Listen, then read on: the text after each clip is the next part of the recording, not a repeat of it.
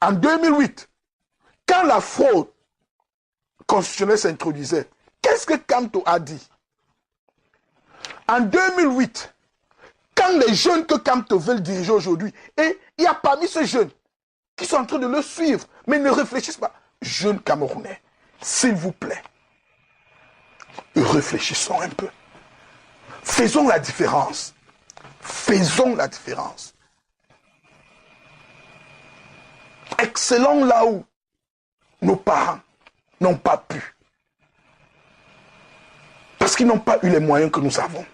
Ils n'ont pas eu cette ouverture d'esprit que nous avons. Faisons la différence.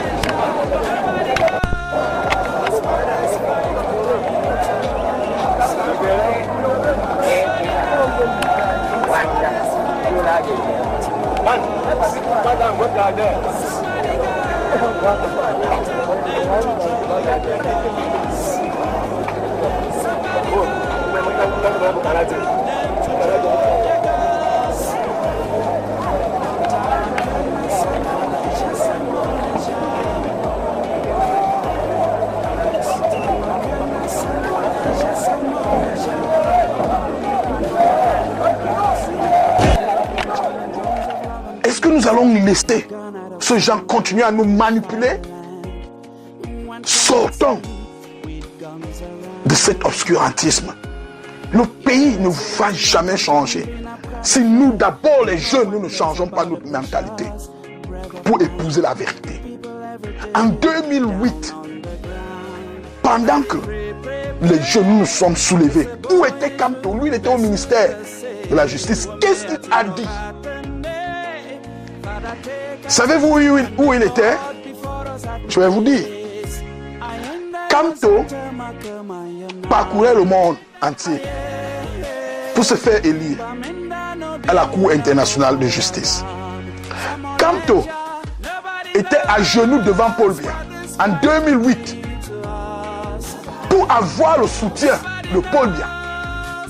Donc, en 2008, c'était une année charnière où l'intérêt du peuple était en ballottage et il fallait juste un leadership pour galvaniser le peuple. Le peuple de lui-même s'est soulevé. Mais personne de tout ce monde-là s'est aligné du côté du peuple. Surtout une personne comme Kamto qui était dans une position où il aurait pu démissionner. Il se serait prononcé. Mais est-ce qu'il pouvait le faire? Non. Il avait son intérêt personnel ailleurs. Personne ne vous a parlé, mais j'ai fait des recherches. Parce qu'il a fallu que j'essaye de comprendre ce qui se passait dans la galaxie de M. Kamto. Pour qu'il n'arrive, pour qu'il ne se prononce pas. Face à la boucherie des jeunes qui a eu lieu. Face à la révision constitutionnelle qui a eu lieu. Où on a enlevé le verrou sur la limitation de mandat. Lui, il était là.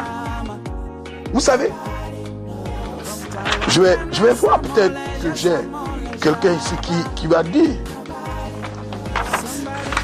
ce qui se passait à cette époque-là.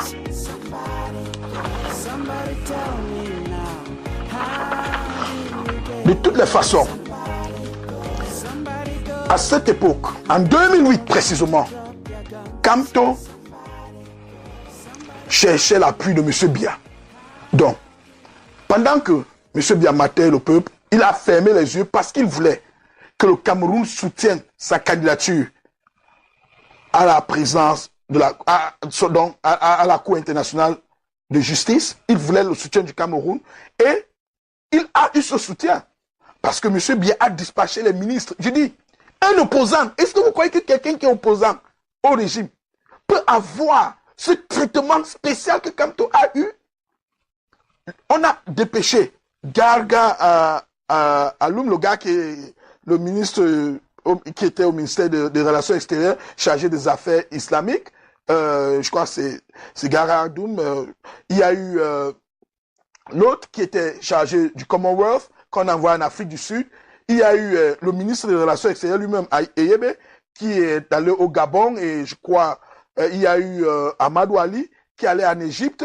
Donc, les gars étaient dispatchés partout pour favoriser la candidature de Kamto. Donc, ce n'est même pas l'intelligence qui le propulse au CIG, puisque ce n'est pas cela.